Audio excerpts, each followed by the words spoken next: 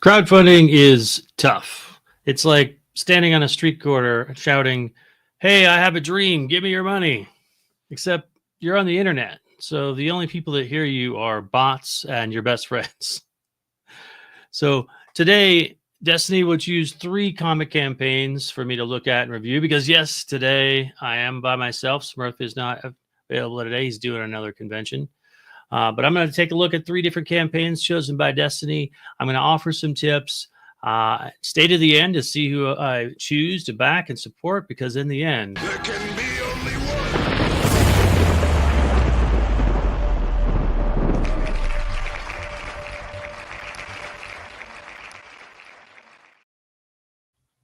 how is everyone doing out there this fine Friday? Josh, so glad to have you here. There can be only one. That's right. Josh does a stream on Twitch. I believe he's still doing it. I don't remember which day it's on. I think it's on Tuesdays. I know I tend to miss it because I'm doing school stuff, but I want to check it out. So, and clearly it's not Smurf. That's right. Chris is with us today. Happy Friday. So yeah, we got a lot to show, man. Today I'm going to review some indie comic campaigns. One will be victorious. The others will retreat into the shadows, waiting for a relaunch, like a Batman reboot that nobody asked for or something. Thanks, Josh. Thanks for the love. Kickstarters and crowdfunding, they are a great platform. You can set up a page, put your heart and soul into it, and then, watch in horror as someone raises $100,000 for a potato salad. It's tough. It's a tough market. And this show is about helping people try to achieve their goals. I was actually just looking at a campaign a few minutes ago in the artist section of an artist who does a lot of fantasy art. First campaign, never done a campaign. And she's already over like $150,000. Wait, what? Yeah, you didn't hear about the whole potato salad thing? I don't remember if that was Kickstarter or GoFundMe or what it was, but yeah, it was ridiculous. Look it up.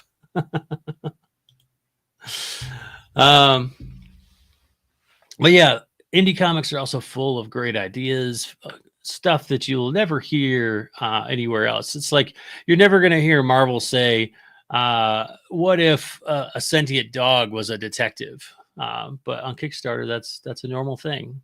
So we're going to take a look at some great stuff today. We have a bunch of submissions. Some of them were left over from last week. Some of them are new, but I'm looking forward to checking them out. I got my coffee ready. Yes, this is about my cats waking me up every morning at like 6 a.m. That's why I'm so tired all the time. I'm your host, Matt Campbell. If you don't know me already, I am the creator of comic book Mythica, which is right here. So Josh said he's got his coffee ready. I'm also a professor at a college, and I teach comic art, comics, visual storytelling, as well as graphic design. Storytelling is my passion. And when I look at these particular campaigns, that's what I'm looking for. I'm looking to see it from a consumer's point of view. Does it hook me? Does it intrigue me? Because most of us in the comic community are kind of just set in a mindset of, hey, I'm a creator, you're a creator, you're making a comic, we're going to go support each other. But what we want to do is get more reach beyond that. Like I said, more than just the bots and your best friends. So you got to pitch your stuff in a way that appeals to more people, because there's a lot of campaigns. Just in the comic category, there's over 300 right now just on Kickstarter. So you got to stand out. You got to get somebody's interest and give them a reason. You can get a few things with, just saying that you're a comic creator and here's my comic. But Benjamin's with us today as well. Welcome. One thing I noticed that some new indie comic creators do is make boring, uneventful first issues. Yes, I totally agree with that. Actually, I won't name any names because I want to lift the comic community, not put anything down. But yeah, someone that I know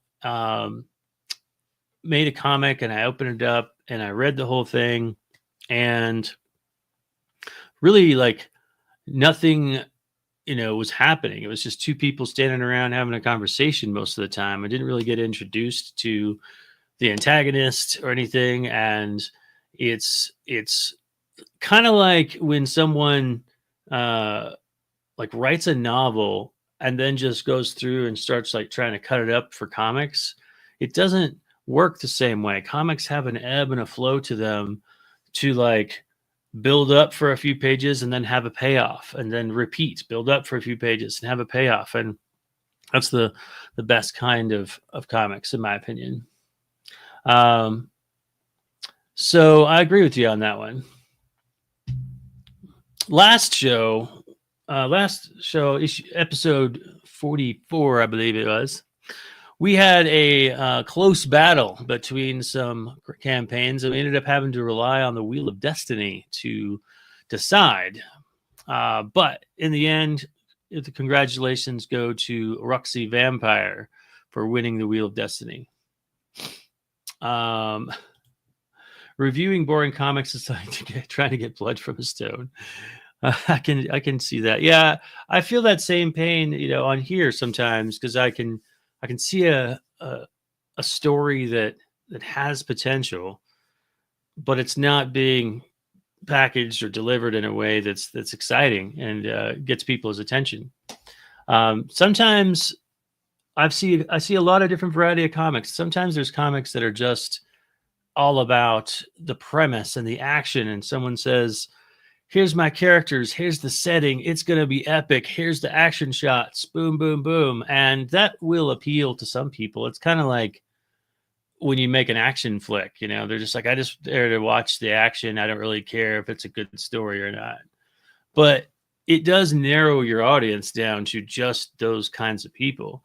You can have both. You can have, a good story in there.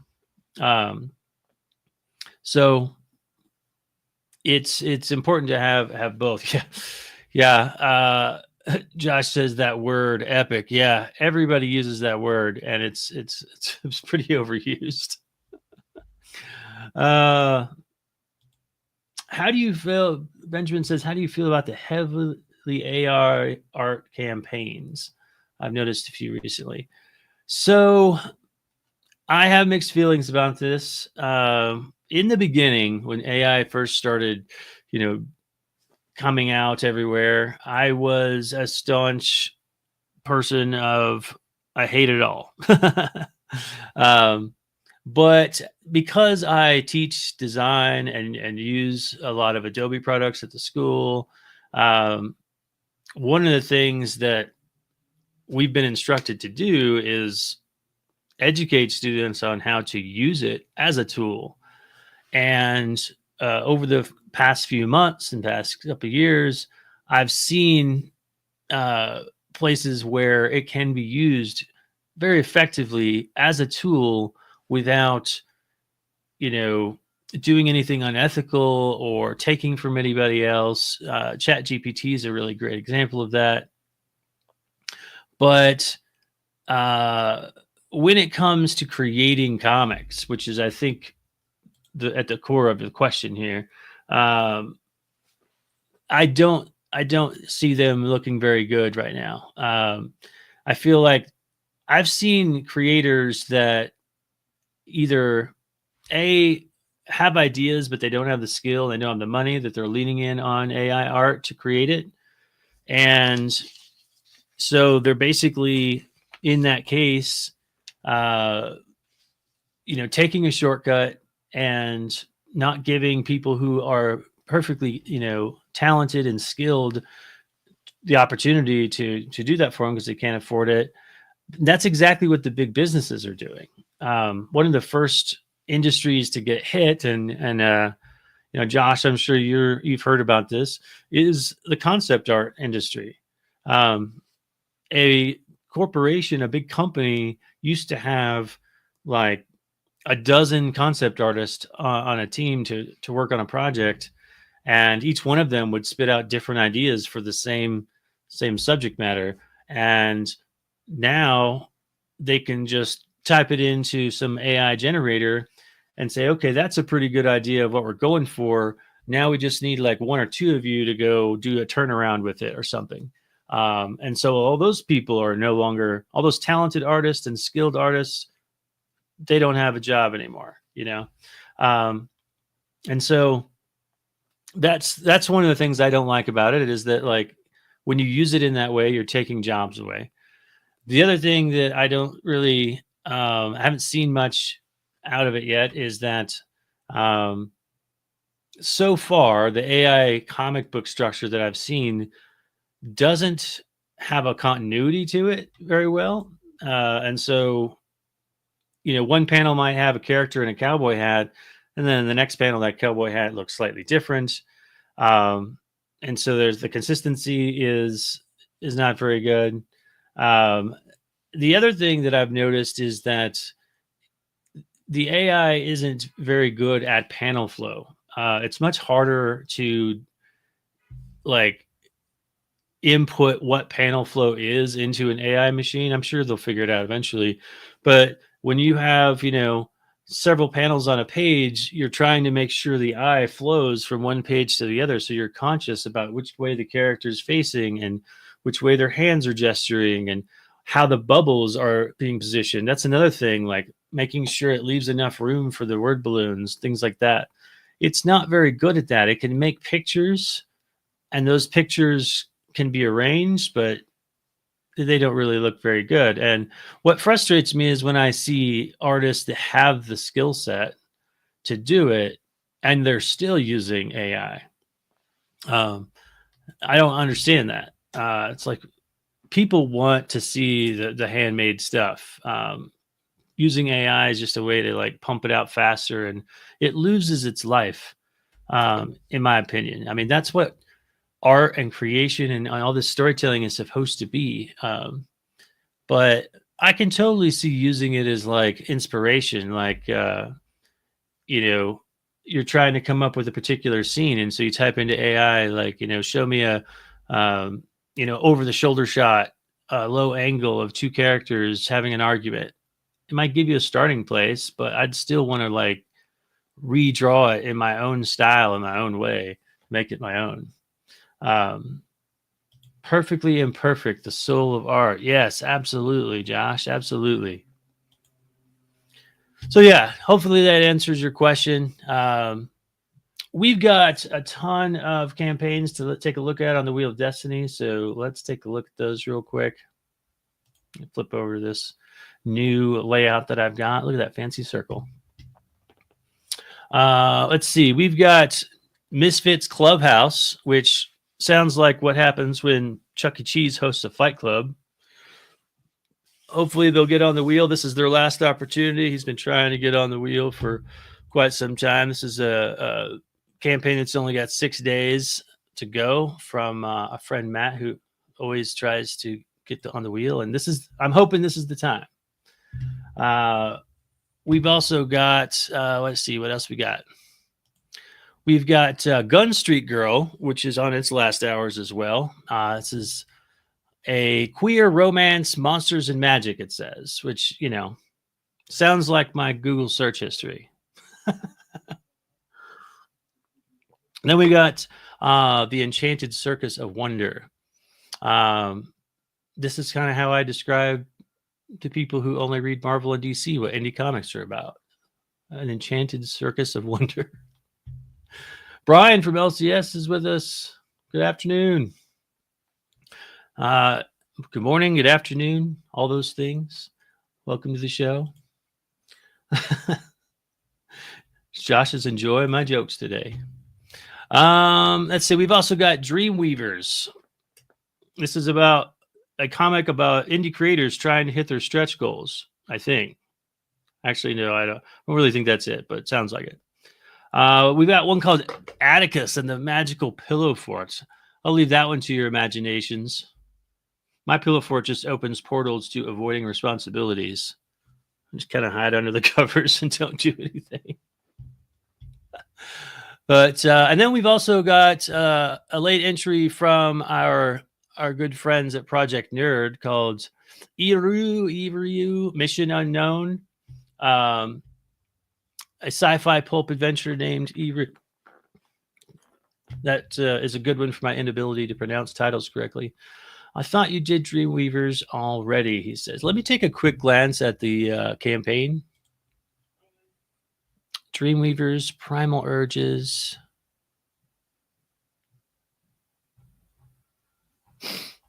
You know what? Yeah, this was still left over from the last one, or it got resubmitted. I think you're right. That's why I love having you guys on here. You keep me in check, which is a good thing for Matt on Misfits, because that means we're taking one off the list. It raises his chances from 13% to 14%. Thank you for catching that, Benjamin. I think my memory is going out, man. All right, cleared that up, taking that tab off, and making sure I got everything else. Atticus, Enchanted Circus, Gun Street Girl. We got it. All right, so that brings us to the time. It's time right now. Let's fucking go! There can be only one Highlander type situation. Behold, my wheel of Destiny! Pitter patter, let's get at her. Time to spin the wheel. Pitter patter, let's get at her. Spin that wheel right now. So number 1 is gonna be, oh, so close. Elysian Fields.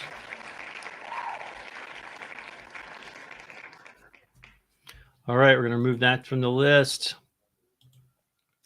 which puts Misfits Clubhouse up at a 17% chance of getting it. I'm rooting for you, Matt. Rooting for you. Oh. There it is. Congratulations. You finally did it. You better be watching. After all the wait, the long wait is over. You finally made it to the list. All right. Last one. Number 3 is Atticus and the Magic Pillow Fort.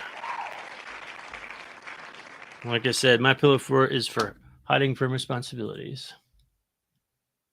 All right. Congratulations to all the people who made it on the list. If you didn't make it to the list and your campaign is still going to be live, continue to submit. I will say that I will not be doing a show next Friday. My mother is coming into town, and I'm going to be spending some time with her. And so we are not going to do a show next week. And then the week after that is sort of up in the air. We're not really sure. So might be taking 2 weeks off, maybe just 1.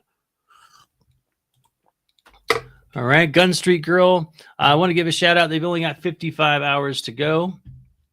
They have just barely hit their goal of 61 backers, a little over goal. Be sure and check it out. It's a cool looking comic. Then we've got Dusk. It's got 11 days to go, so they might not make it in time for when we come back in 2 weeks. Check that one out as well. That leaves us with 3 there. All right. So David Williams, former student, is with us. Welcome. Glad to finally see a show. I'm glad to have you here, my friend. Normally I have my esteemed co-host Smurf with me. He's the one that's got a speaker built into his chest, so when he speaks, it booms loudly. Josh says, I actually get that on my tombstone. My pillow fort is hiding from responsibilities. I love it. All right, so let's see. The first one was Elysian Fields. Let's see if I can just switch tabs or if it's going to tell me no. Looks like we got it. All right, let's go with this one. There we go. Can I make that bigger? I'd like to make that bigger, please. No, not gonna let me. Fine, I see how you are. Ah, there we go.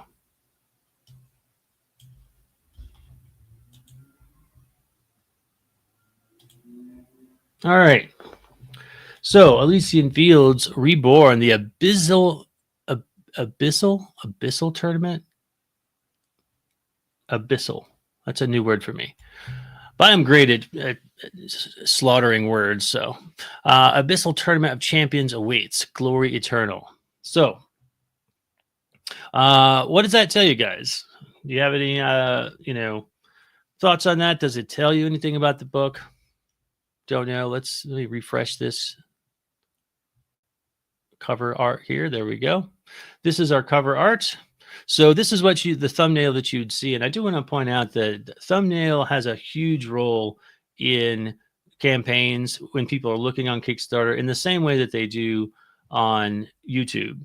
So obviously, if you've got something that is action or sexy, those are the two obviously biggest hooks, but you're also looking for high contrast. So a good trick for that is to zoom it out really, really small and see what it looks like. Does it all blend together or is it something you can see? I'm going to try and do that right now with this one. Yeah. So you can see how all the orange of the character and all the orange of the background, they kind of blend in as one. So this could be made higher contrast by having a darker, bluer background and separating the foreground from the background a little bit. You got to get people's attention in every way possible. And that's just one. But the artwork looks cool. It looks very, very stylized, little manga touch there.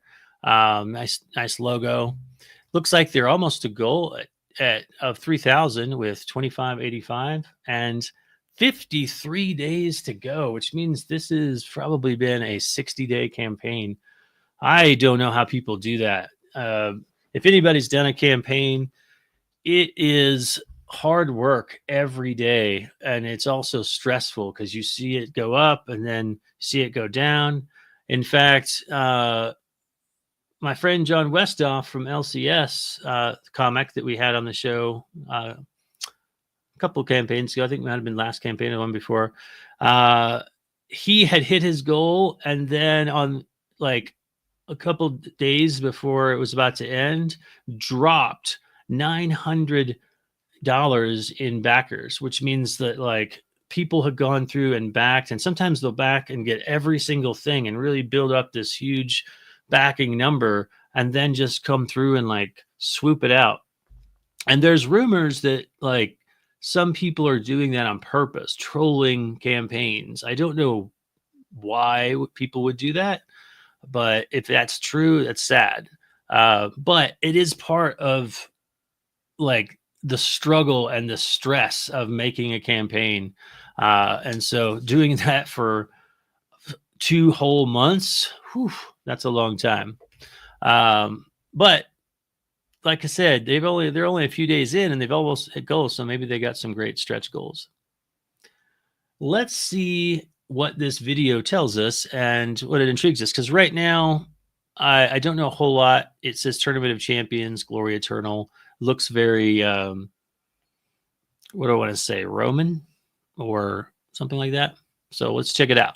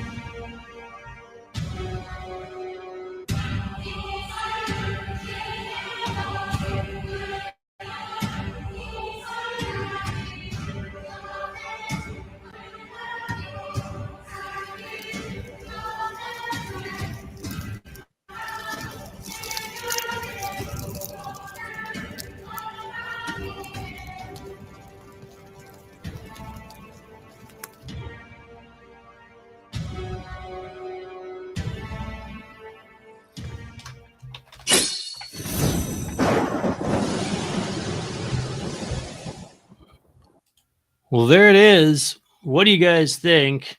I feel like my first reaction is something I was just talking about at the beginning of the show, and that is it feels like it's being pitched to me from the action aspect of it, from the epic aspect of it. It's awesome characters doing awesome things.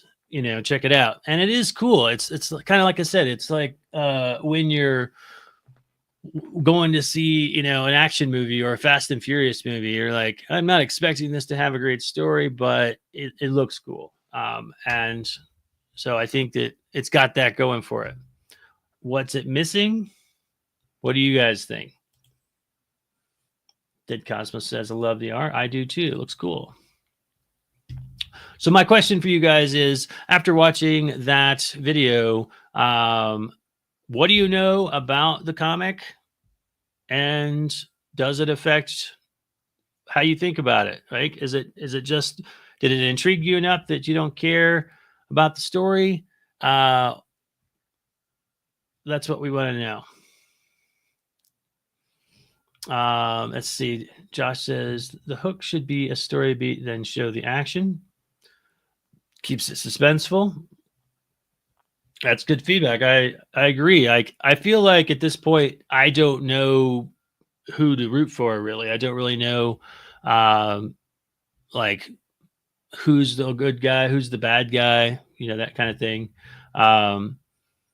Yes, Benjamin, it does have a very epic 300 vibe. It does has the epic feel. I feel like when you use that kind of music too, it definitely aids in that epic feel. All right, so we do have some story stuff down here. Let's see if it gives us any more information about the story. Right now, I just have vibe and I have like tone and I have an idea of what I'm getting. It's going to be pretty intense action, but maybe this dives in a little bit deeper. It says, fueled by pride, driven by rage, chasing after glory, this was the life of Achilles. But despite the number of foes he laid low, his fate was sealed the moment he set foot on the plains of Ilium. So just as the countless that had met his blade, death came and took him. Finally, Achilles would find peace for a time. However, this peace is now interrupted as he's been called upon to fight once more, a gladiator in a contest of champions to determine the next lord of the underworld. There's our story pitch right there. Alongside the heroes Heracles and Hippolyte, Achilles champions the cause of Hades to regain his dominion over the underworld against teams of heroic champions like any he's ever faced. Why does this feel more like a video game premise? Anybody else getting that vibe? So it feels like a tournament of champions kind of thing. And so he's going to do a lot of fighting. We got some pretty cool action scenes, really cool art. I like the depth in this shot. We've got a background. We got characters in the midground fighting. We got characters in the foreground. So that looks cool. Got some archers going on here. The artwork looks pretty intense. I'll give it that for sure. Here's a head getting slashed off. All right. So apparently, this is all about Achilles and trying to determine the next lord of the underworld. So yeah, Benjamin says it does make you think of an indie video game. Yeah, it does have that vibe. I could see this as a video game, or it's just one character battling through a series of other characters. So I feel like this is a comic that'll look cool, have lots of action, some intense stuff. Probably not a lot of deep story, but not every comic needs to have that. And if you like action, you'll probably like this. We got some character profiles here, the creative team. I feel like I saw in the variant covers a name I recognized. This is a pretty cool looking cover. Industry talent, Ken Marion, Andrew Dollhouse. Oh, here we go. Ted, I almost said Ted Nugent. Robert Nugent. Robert Nugent is the colorist that for issue 8 of Mythica, and he's a really talented colorist. And now he's gotten picked up. He's been doing Spawn coloring. He's been doing a really great job. So I recognized his name right away. So this is a cover he did for them. Very cool looking cover. Then we have this one, very manga anime looking cover. I feel like this is an homage cover, like I've seen this layout or something.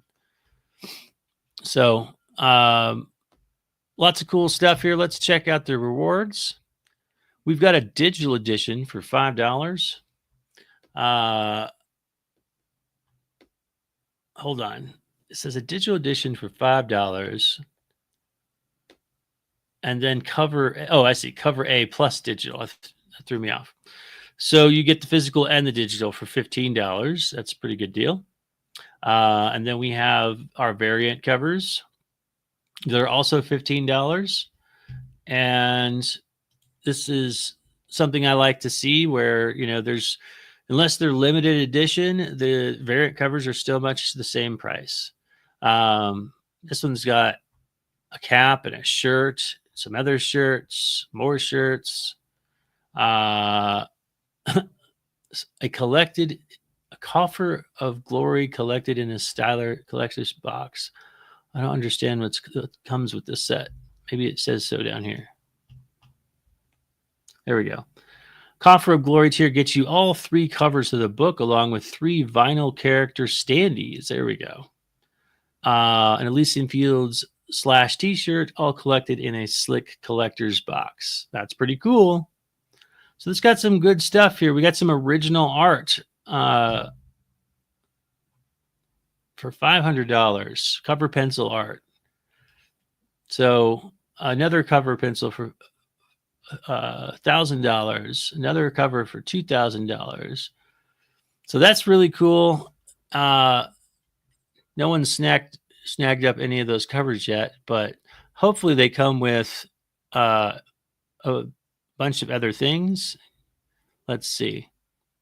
Comes with copy of cover C of the book. So honestly, if someone's going to spend $1,000 on a cover, I'd go ahead and throw in, you know, all the other books, because the books don't cost you that much. They cost like, you know, generally around $3 to print. And so you could get them every single book and it still only costs you like, you know, maybe $20. And they're giving you 1,000. So that way they feel like they're getting more, you know.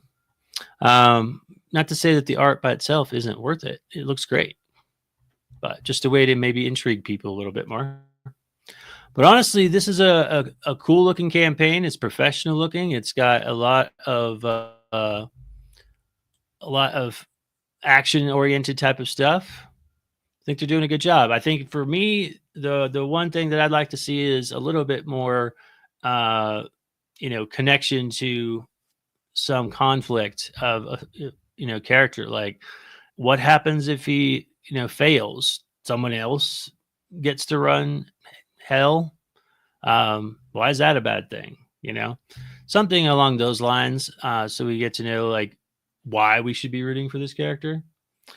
I think that could be a nice added bit. But honestly, I think it's doing a great job. I would also, there's so many cool shots here. Like you got this guy leaping here. You got these very cool action shots. I think several of these would have made a more intriguing thumbnail. Like that shot looks cool where he's landing after jumping, or one of these cover shots. It's just very stagnant and stoic, and so I don't think it's doing it's doing justice to what the story is going on. I don't know. What do you guys think? While you're considering, I'm going to queue up the next one.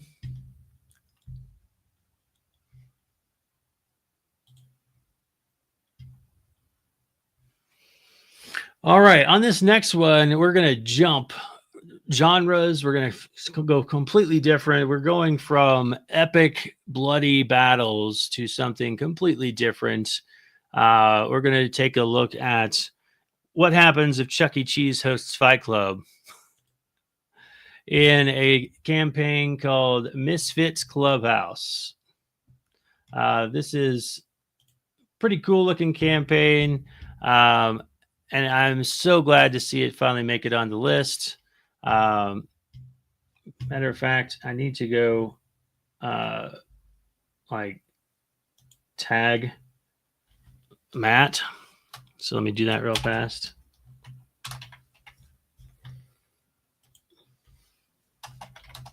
Let him know he made it on the list.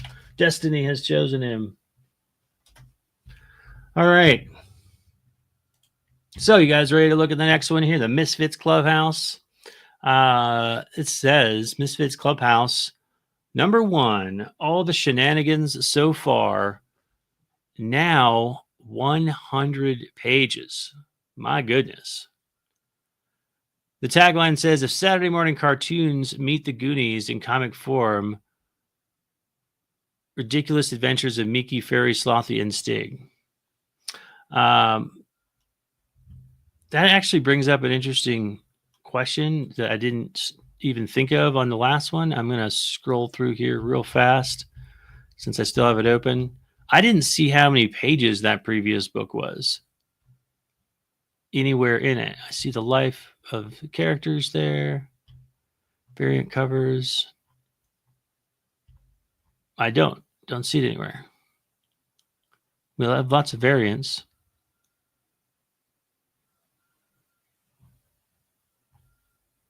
Interesting. So yeah, I'm scrolling through on the previous campaign, our Elysian Fields campaign, and I didn't see anywhere where it said how many pages I'm getting. So I think that's another negative mark. People want to know what they're paying for, so be sure and add that in. If you're watching, it shouldn't be too difficult to go back and add that into the campaign area. Back to Misfits Clubhouse. Benjamin says they added a story mid-campaign. Is this an anthology? I think so. We're going to find out.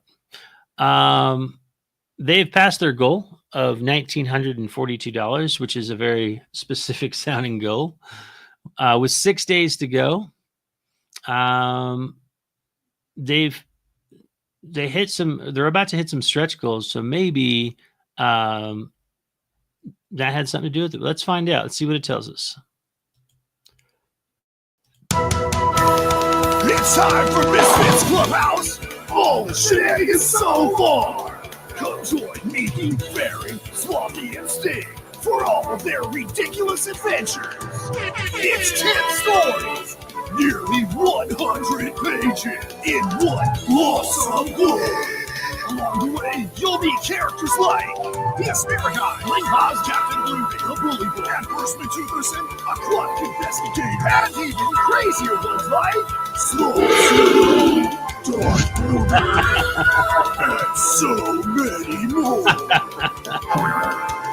So if you're a human person that likes humor, fun, and laughter, then you need Misfits Clubhouse. All the shenanigans so far in your life.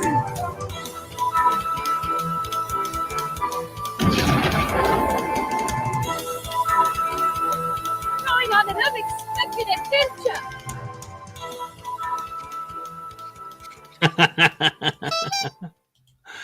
Oh, that was a fun video. Great job, Matt. I enjoyed watching that video. That was entertaining and informative. You did a great job. So what did you guys think?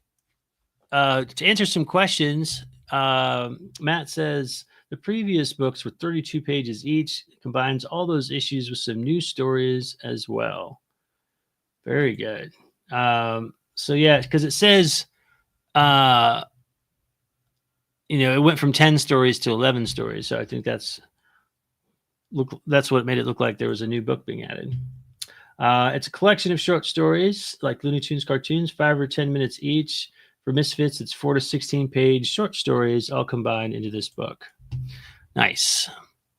So this looks fun. I loved the presentation, the pitch. It set the tone. It was funny. I got what I was expecting. which is, lots of fun stuff going on. Great job on this video. I don't know who did your voiceover, but that added so much. So great job on that. And also props to whoever was doing your graphics and your motion graphics. They did a great job with that too. Very engaging, very intriguing, and it made me want to know more. So down in the comments or in the intro, it says, remember the joy of sitting down on a Saturday morning to watch your favorite cartoons? Quick little snippets that had you smiling from ear to ear? It didn't matter if you were young or old, you found a way to enjoy those short little clips. What about the fun and adventure of the Goonies? Well, now you got my heartstrings tugged because that's one of my favorites. Imagine those mashed up and into one, you'll have the Misfits Clubhouse. So it's more than just Chuck E. Cheese hosts Fight Club. It's got the Goonies in it too. This book is now 100 pages of short stories that follow adventures of 4 friends. So we're going to see the same characters over and over again throughout these different stories. That's cool. It ties them all together. That was you on the voiceover. You did a great job then, and the energy was great. That made me excited. One of the things we've talked about on the show so many times is when people get on their video and they're timid or they just uncomfortable or whatever their reasoning, and they just really sound mundane. You're really gonna love my comic. Please read it. And it's just not there, but you had it, you brought it, and it got me excited. So we've got 11 total stories. Just unlocked Peace, Love, and Slothiness add-on pack. Look at these cool things. We got socks. I feel like you've done socks in many, many campaigns before. We got shirts. And let's see. So many things to check out here. Now it's time for more. A Peace, Love, and Slothiness variant. These can be added to any physical tier or as a group. Just select a tier and scroll through. Man, this is fun. This is fun looking. Written by Matt Knowles and Steph Cannon from In Symmetry Creations with art by Rahil Mohsen. I like to butcher names, so I'm sure I probably butchered that one. All right. So much cool stuff. It's almost information overload at this point. I still love it. I'm just can't keep up with all the stuff you got going on here. I like how you're using all the stuff here on the left, the way that we can break stuff up. Tell us about the stories. We can jump ahead. I love this little section right here. It gives us a couple of snippets about each one of these stories, so kind of get even more info about what I'm getting. I'm just going to read one or two since I'm sure you guys can't read it. It says... First story is called I Don't Want Any Asparagus. Miki just found out what's for dinner and it sounds disgusting. Will the rest of her crew be able to convince her it's not as bad as it seems? And then we've got all of these other stories. So fun stuff. Now, since you're here, I have a question. Did the same artist do all of these, or are we getting different takes on this? Because it looks like it's the same artist. Also, it says the first 40 physical backers will get this Captain Bluebeard holofoil sticker. So I think we missed out on that because they're almost done, but that's pretty cool. Reminds me of Captain Crunch. That's probably what you're going for. We also have a secret benefit for the first 10 physical backers that back at level 50 or more, but it's a secret. I like it. So this looks fun, guys. I don't know what you guys think. If you're in the chat, let us know what you think of this. Is this your cup of tea? Is this something that intrigues you? Do you like to laugh? What do you think? And I assume I assume it said it somewhere up above and I forgot, but this seems like it's an all ages type of thing too. So that's nice. I like this Mario Kart looking cover we got. Our Mario Kart homage. So yeah, tons and tons of stuff. We got sketch covers over here on the tier levels. we've got a 3-story sample PDF for $5. That's pretty cool. You don't get the whole book, but you still get a sample. That's a pretty cool little tier. Out of Touch one says it's interesting. I'm sort of on the fence about the art. That's all right. Everyone's got their own tastes. I get that. But I do like this $5 tier. And then we've got the whole 96, well, now 100-page PDF for $10. That's a good deal. Then we got the Physical Shenanigans Cover A, $19. That's $19. Glue bound, I'm assuming, because you can't really staple bound that many pages. That's a good deal. These are all really good deals. Benjamin says a silly and wacky anthology is pretty rare. Yes, I agree. And I also think that one of the things I like about this particular anthology is that there's a cohesiveness to it. Not only do you have characters and reoccurring stories, but it seems like the artwork is consistent throughout too. It's not just a whole bunch of different people. So there's a consistency to it. Jenny says, as a mom, when things look kid-like, I want them to say if they're okay for kids.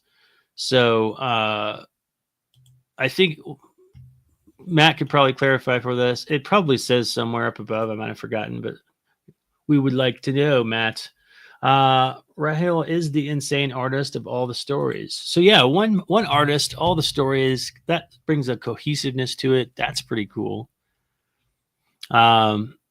So yeah, all these different covers, a sketch cover. Then we got the cover and the socks back. I love that you do the socks, man. That's a pretty cool thing. And I, like you said, I think you're getting known for it. The Emily Resettier, sensational artist, has done 3 variant covers. You can get all 3 of them in one. Nice. Get the collector's pack, 1 from each release. So I assume those are the ones that were printed in the previous times. Then we have a retailer pack. Great job on that.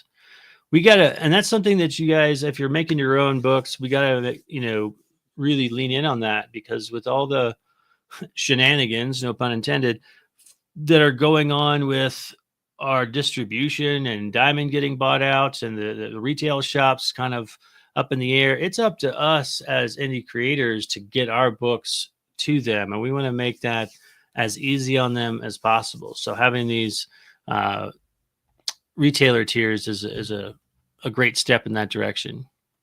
I'm going to keep on going because there's just so many here. We got Just the Socks 3-pack set, more socks 4-pack, another retailer pack. There's a bunch of rewards here. Here's one. Draw me into the shenanigans for $199. See yourself in the book. This will be a headshot cameo.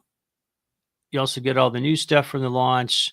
Don't mess with our crew socks, a game chip. So again, kind of like I was mentioning on the last campaign, it just gave you a cover, or excuse me, the original art to the cover, and that's it. This one's, you get drawn in, and you get all these books, and you get socks, and you get a pen. That's a great deal for only $199.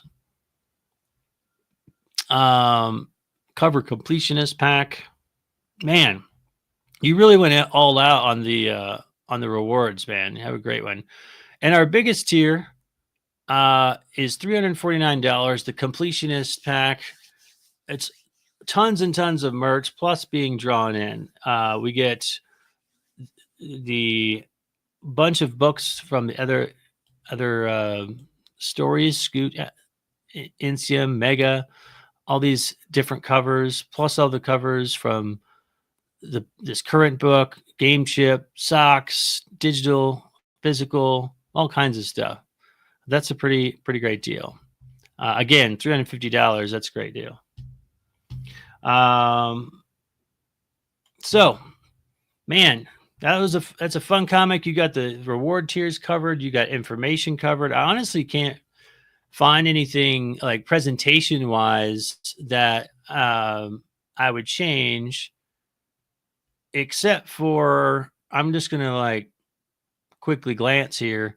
If there's anything that specifically says that this is all ages or, friendly to children, I'm assuming it is, but I think a clarity on that would be nice. Unless I'm missing it somewhere. There's a lot of information here, so I may have missed it. If I did, I apologize. But actor, fan of Goonies, Looney Tunes, Gravity Falls. I mean, kind of like I said, I'm kind of assuming it is with all these references to stories that are all ages. So Matt has answered us. There we go. 100% coffee table friendly for sure. All right. I appreciate that. Honestly, Matt, that would be, I mean, it's kind of hinted at, or, you're mentioning all these cartoons that are obviously for all ages. But maybe mentioning just in those clear words that this is an all ages comic, is really the only thing I can find to improve this comic. I mean, this is a great presentation. You've done a fantastic job. And if I wanted to sit down and dig in, I can look at more about the stories, because there's a little snippet for each individual story. And I know what I'm getting. The tone was set really well. And you got tons and tons of rewards for people of all different budgets. So I don't know. I think you did a great job. Does anyone out there have any other tips or advice for Matt? He's done a great job.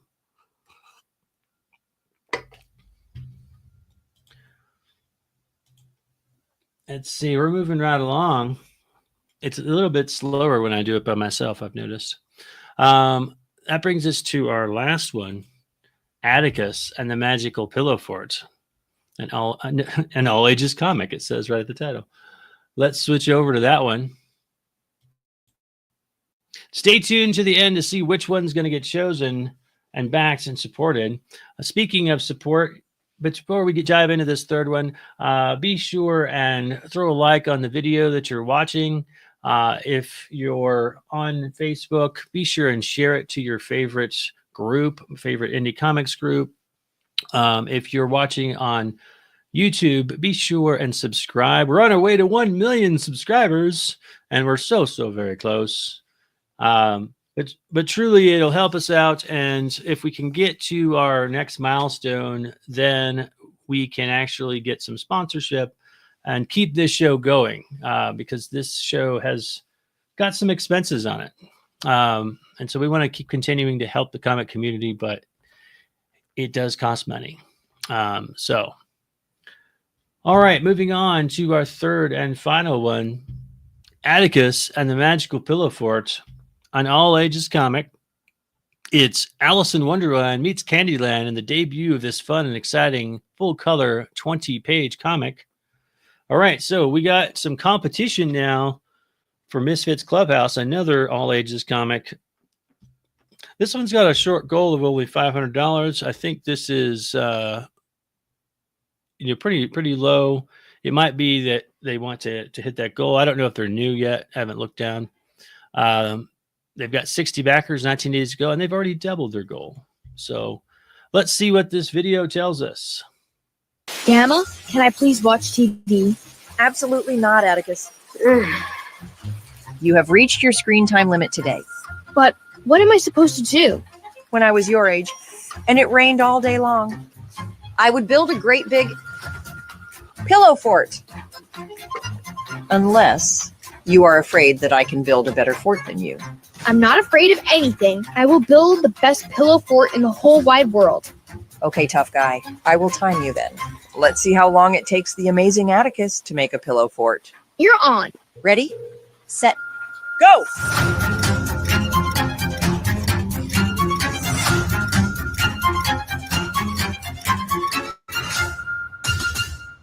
I did it. Here goes nothing. I don't remember this pillow being here.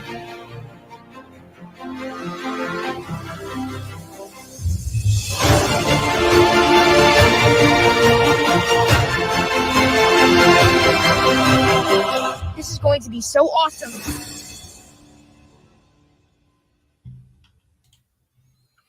All right. The comment was already made, and I was thinking it too. Is this AI?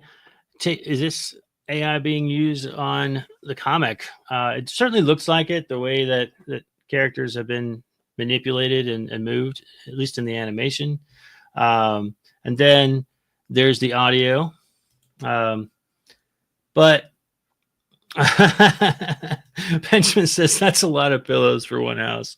I agree. Like, what?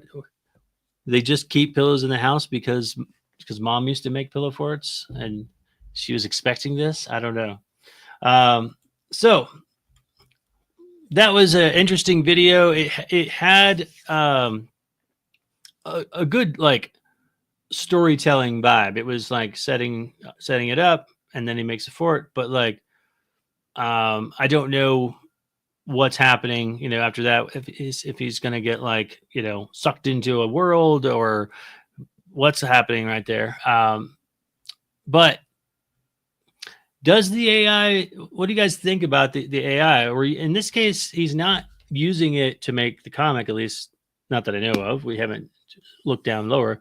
It looks like he's just using it to put a video together, and we know that videos can be hard. So I honestly, I feel like that's a tool being used in that case, especially if it's his own art. And that's really what, AI is all about, is saving us. Now, again, I always cringe a little bit, because that means that, somebody out there didn't get the opportunity to work or use their animation skills or something like that, which kind of sucks. But at the same time, this person may not be able to afford that, and that's why they went this route. So, what do you guys think about the use of that?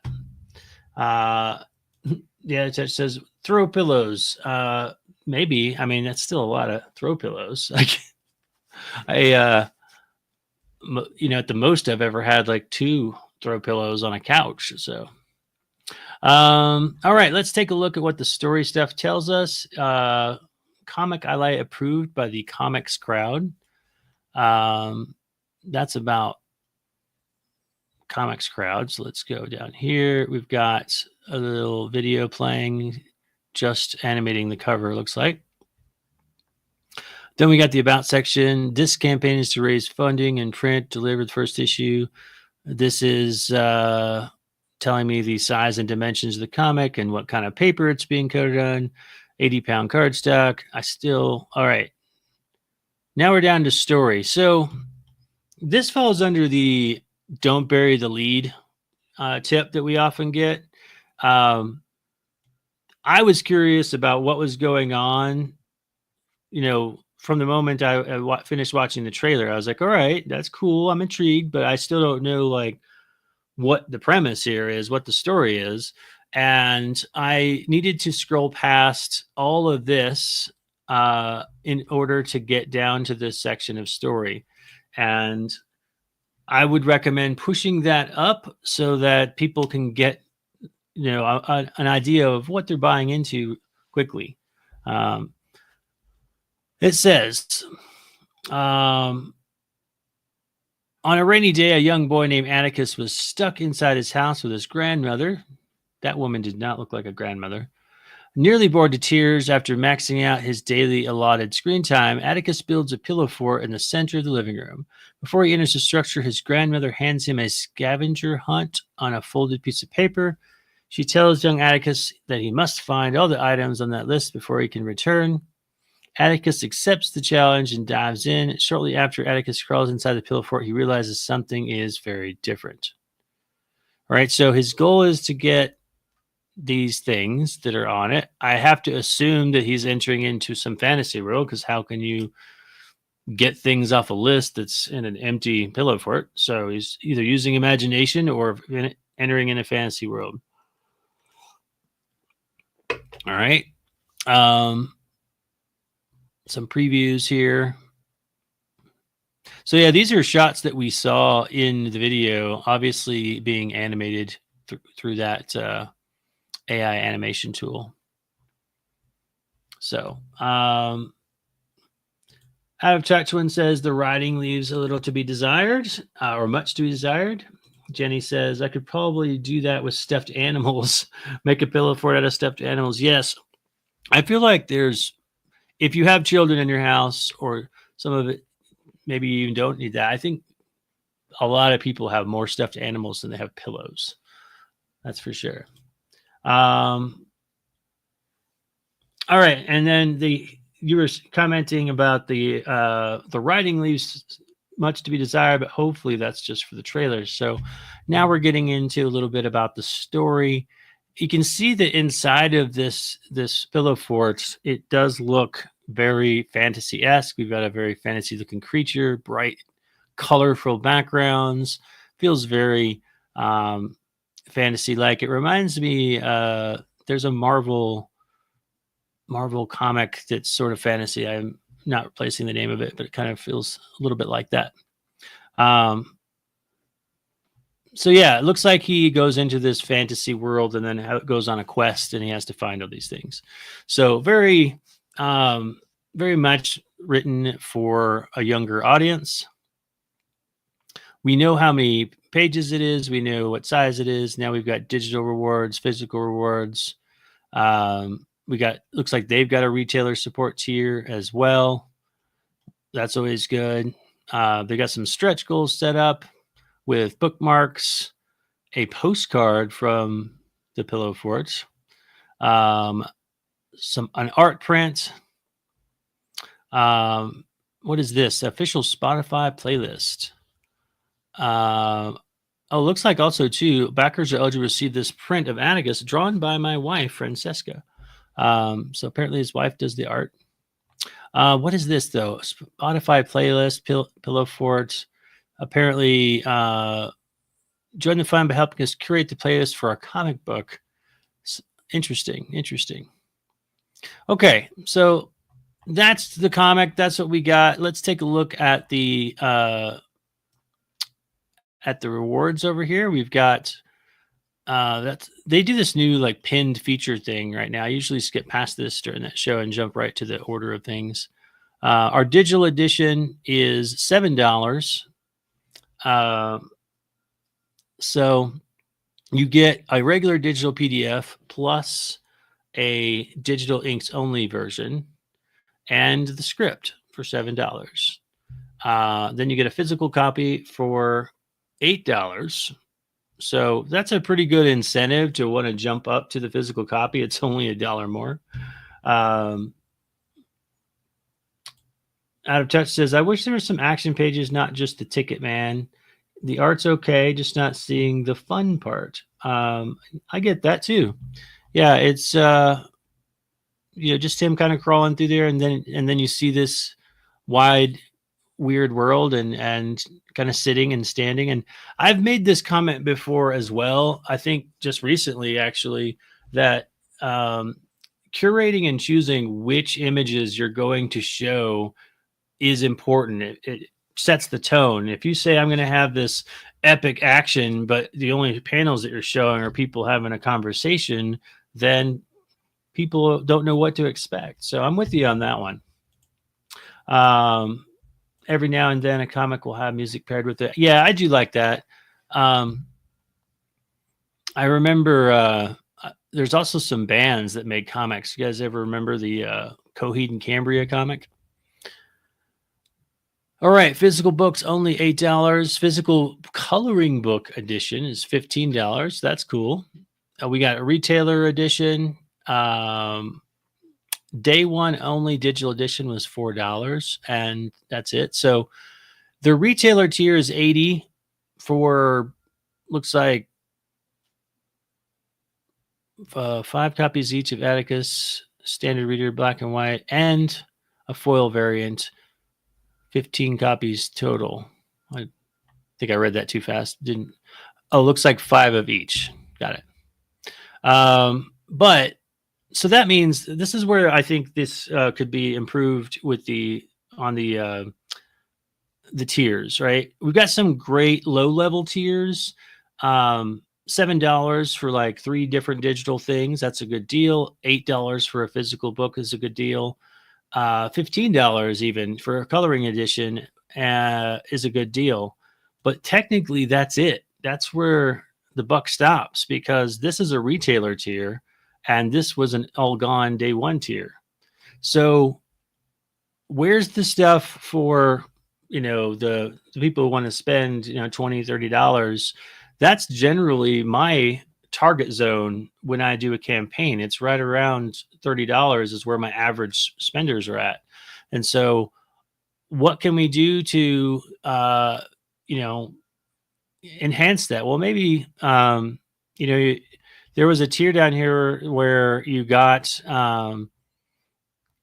a piece of art from your wife. Maybe she could draw a person into the book. Maybe she could just do a custom sketch of them on a blank cover, or just even on an extra piece of paper separate from the book. There's a lot of things I feel like we could expand on to get like $30, $40, $50 tiers. And I think that would help get your goals faster, because right now you've got $1,000, and that's, whoops, hit the wrong button.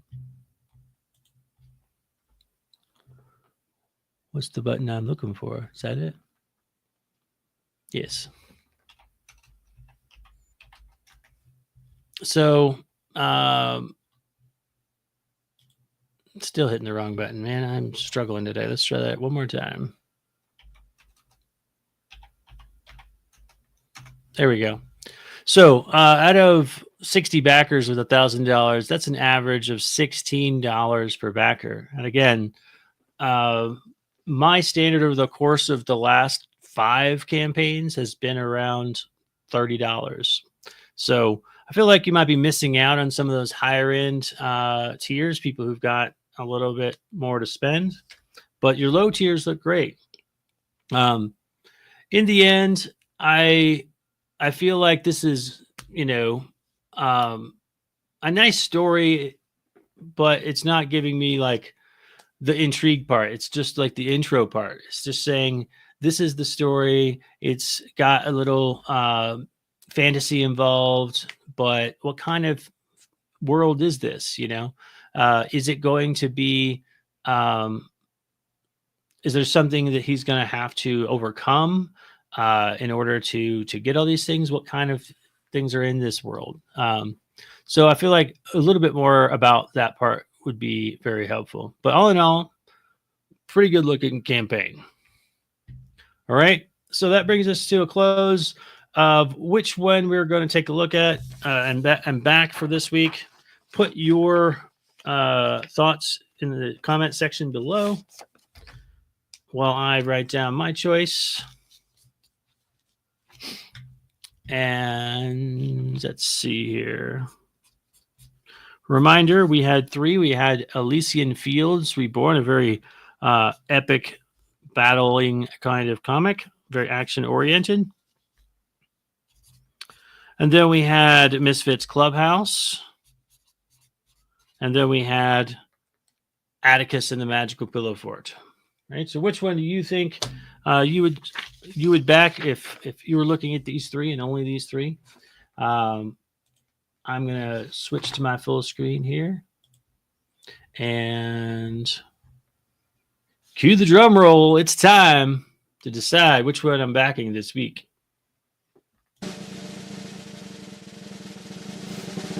Ready? There it is. You guys probably could have guessed it by my enthusiasm of watching that campaign. It was really, really well put together. The video really hooked me. It had a lot of intrigue and enthusiasm. So that's what did it for me. And so keep that in mind. And when you're making your campaign, if you're excited, you're enthusiastic, it's going to draw people in. I think that's a crucial part in making a campaign. Out of Touch says Misfits Clubhouse. It had a certain charm to it. Yep, I agree. So congratulations, Matt. You did a great job on the presentation. And for everyone else, congratulations on being on the Wheel of Destiny on the show this week.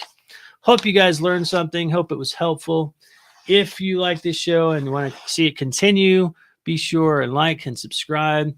If you're intrigued by my comic book Mythica, which is not an all ages comics, definitely made for adults, you can get it at my website, actionlinestudios.com, up to 9 issues now. Thank you all so much for joining us, and we'll see you in 2 weeks, because I'm going to at least take 1 week off to spend some time with my mom while she's here. David, thank you for joining us. I'm glad you enjoyed the show, and we will see you guys in like 2 weeks.